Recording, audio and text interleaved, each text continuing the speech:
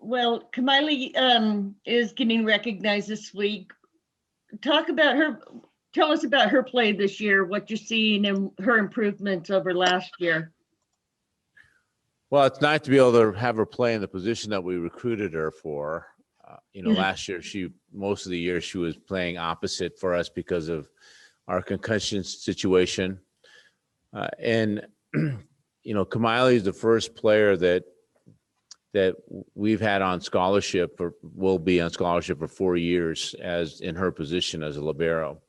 And when I first saw her film, gosh, I think it was her freshman year that she had sent film, and immediately I knew that she had the right DNA to become a great player in that position. I mean, her instincts are, almost unworldly. I mean, it's just really at a level that it's unusual for a player, especially at that age as a freshman. So we knew that with time that she was going to be an outstanding libero, an elite libero, and I believe that we offered her a sophomore year. We'd have to ask Kamali when we offered her, but we offered her really early because I felt like she was the kind of player that would stand out and get a lot of recognition as she went through the club seasons. And so fortunately she was willing to stay home. She is LDS and has close ties to BYU. I was certainly fearful that may come to fruition, but she chose to stay closer to home and really help us in our quest to go deep in the tournament, get back to the Final Four, and hopefully one day put ourselves in a position to win a championship. And you talk about her DNA. What does that mean for a libero? What does it take to be great at that position? Well, the three things: you got to be a great serve receiver, you had to be a great defender, and then serving also is instrumental in being an elite libero. But the intangibles and what she brings to the table for us are a lot of her intangible qualities. She's a terrific leader, plays with great energy, and talks all the time. In the sport of volleyball, you're always asking your players to communicate louder and with more conviction. And Kamali certainly has done that. And at a young age, she's used to being in that leadership role. Her mother has coached her. Has coached her from a very young age, and the Hiapo family is a volleyball family in Phoenix, and her brother played libero for BYU and the men's team. So there's a strong lineage there, volleyball lineage there for the Hiapo family, and that certainly has trickled down to Kamali.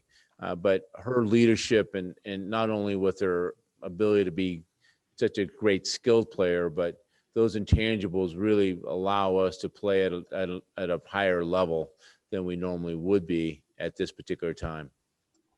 And is there a difference for that position because they don't get maybe the recognition because outside, unless you really know volleyball, you can't really judge. I think most people probably ask, well, why the player with a different colored jersey on the floor? The people in volleyball know that in order to be a good team and an elite team, you have to have a really good setter, an elite setter, and an elite libero. And so if you're going to win consistently, you have to have those two things. If you don't have those two things, you can still win at a level, but you're not going to be a consistent winner. And so I know with this particular class, especially with this being a free year, Kamali is going to have a chance with this freshman group to really kind of set some records for us. I think that as we get more time on the clock, we'll continue to improve and get better. And for not only this season, but for the following season, the seasons to follow, we'll only continue to get better. Alec White, go ahead. Oh, yeah. Yeah, hey coach, good to see you. You said after the sweep of Stanford that it came a little bit with an asterisk for you because of just the lack of preparation from everybody. But did you get a sense from the players on your team that they're still able to enjoy the type of victory that they were able to achieve over the weekend? It's really unusual that that Stanford ever gets swept. And so I think getting the texts and the social media recognition certainly makes you feel good about the weekend. Once again, I have a lot of respect for Kevin for bringing his team down here, despite the circumstances. He could have very easily opted out. His best player ended up testing positive just before they left. So, but this is somewhat of a unusual season for everybody, and providing an opportunity for his players to get experience.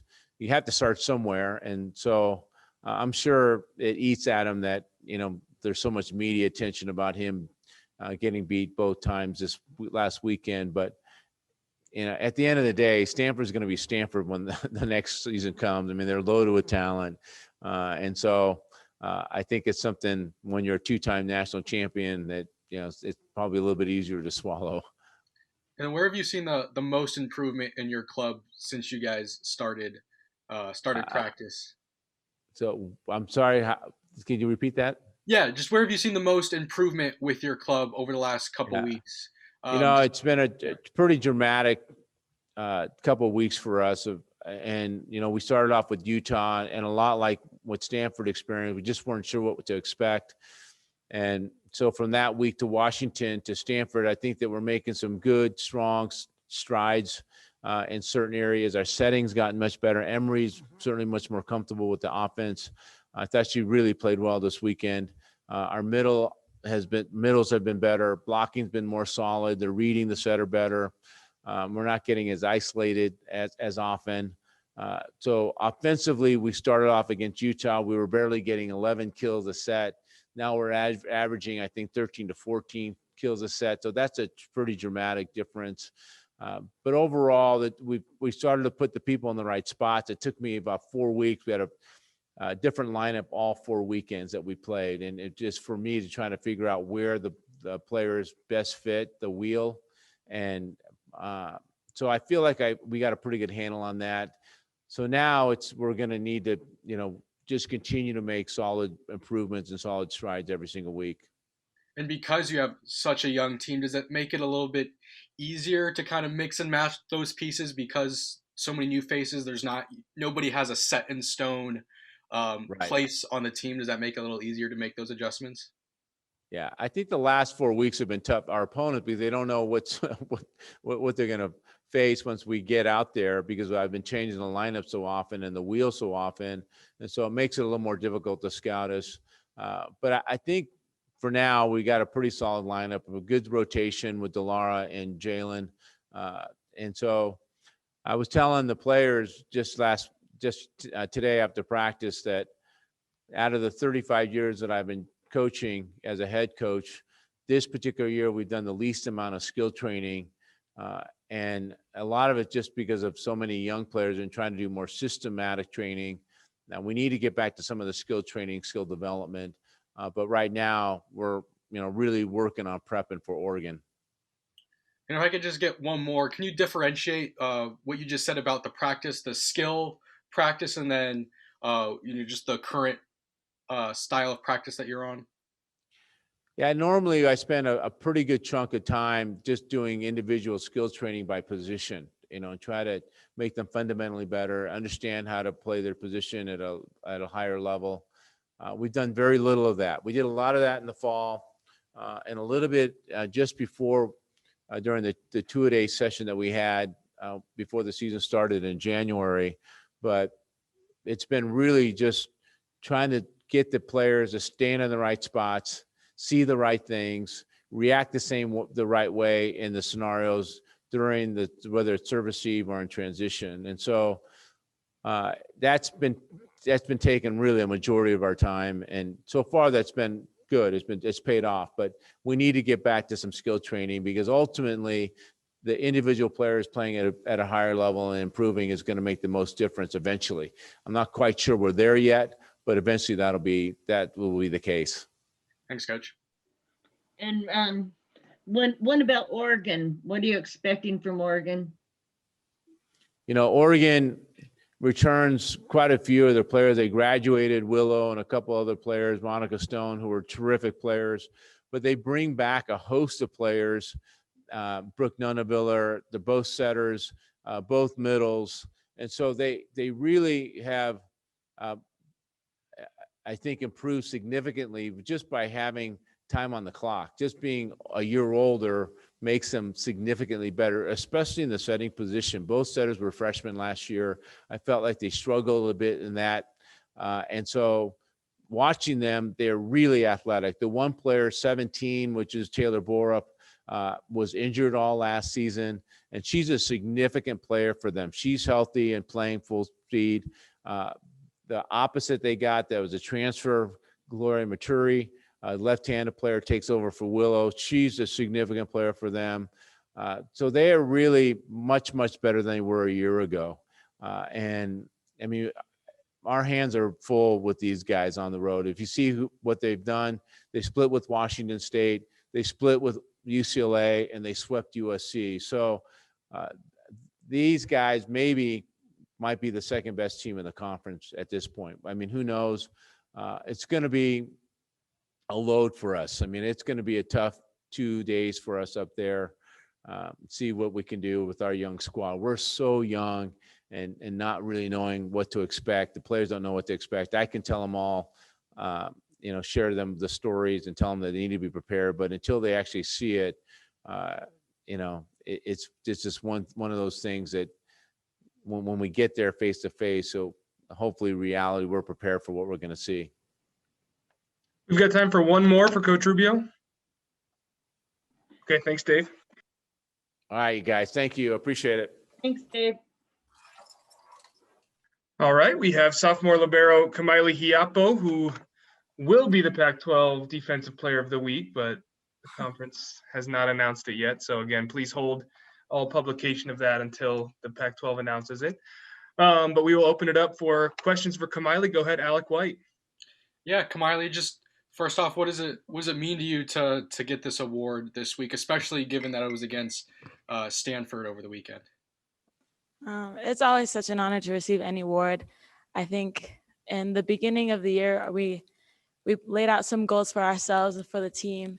My goals are definitely to get the team to where we need to get some wins, and then I felt like the personal achievements will come afterwards, and that's it. I think it feels really good achieving my own goals through my team. Just how has this season been for you? Where have you noticed improvement in your overall play through the first couple weeks here?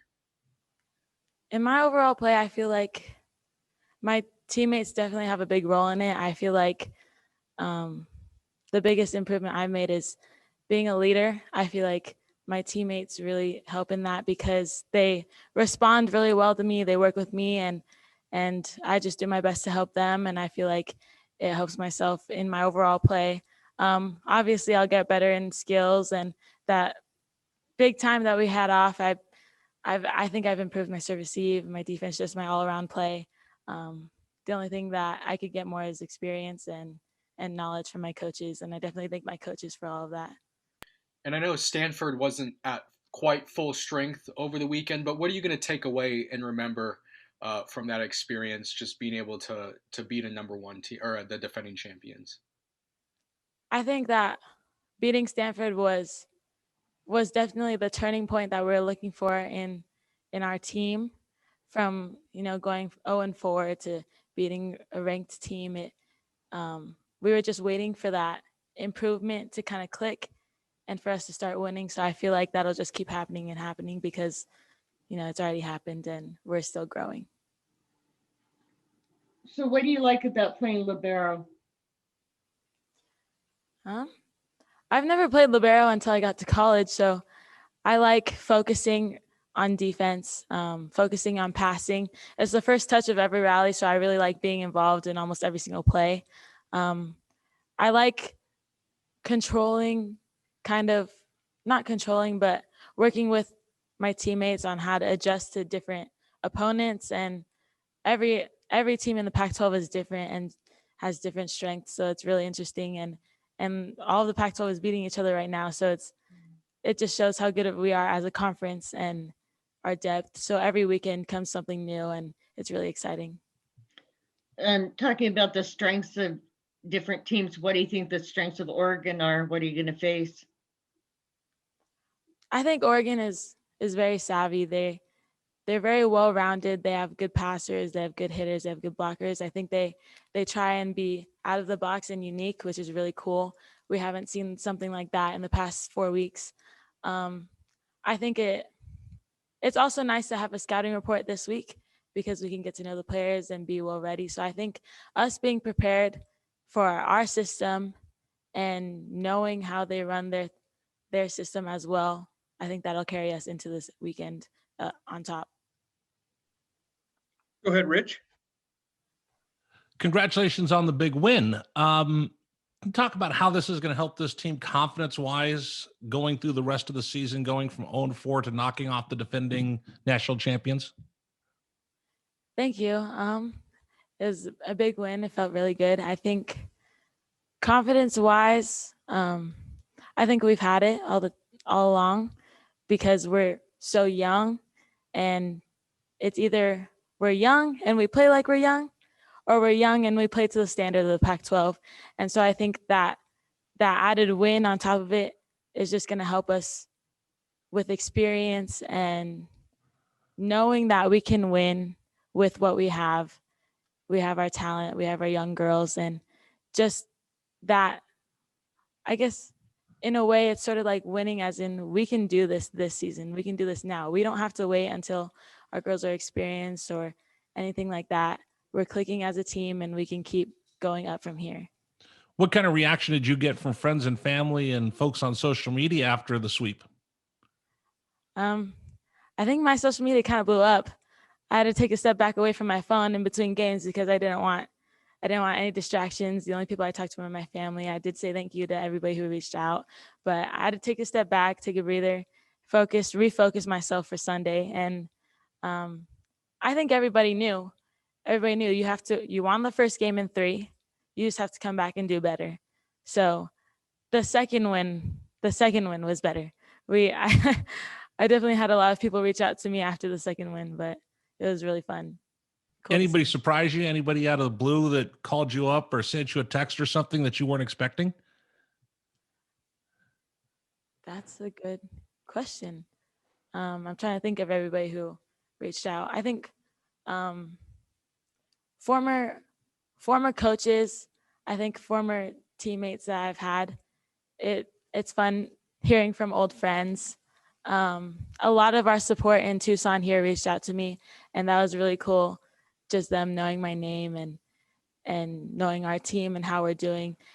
A lot of people have said they've been keeping up with us, so it's nice to know that we have that support from Tucson and our community. How did that make you feel when a former teammate reaches back out to you and says, "Way to go, bear down"? I love when my former teammates reach out to me, especially my former coaches. It's my mom and dad who's been my former coaches, but but everybody who I've worked with ever since I was young, they've seen me grow up in the gym. I was always a gym rat. I followed my mom and dad around everywhere in the gym, and my older siblings. So it's fun to see. I think it's fun for everybody to see the youngest Hiapo kid kind of grow up and just ball out. Congratulations. Thank you. Dave was saying that, he thought you might go to BYU. Why did you ultimately choose Arizona? I was very young when I committed. During the time, the NCAA rules weren't restricted to only juniors and seniors. So I knew I wanted to play high level volleyball, and I started the recruiting process since I was a freshman. I wanted to go to BYU because my brother went there. So I didn't really know all of the ins and outs of college ball and everything like that. I just had big goals, big dreams. And so I reached out to everyone I could, everyone I wanted to. I definitely wanted to go to the Pac-12 ultimately. It's close to home. I felt really good with the coaches and I trusted the coaching staff. Just feeling like this was home to me was very important, and being with my family is very important. And so having a second family here just makes me feel very well supported, and they have my back and I have theirs. Any other questions for Kamali? Thanks, Kamali. Thank you, everyone. Thanks.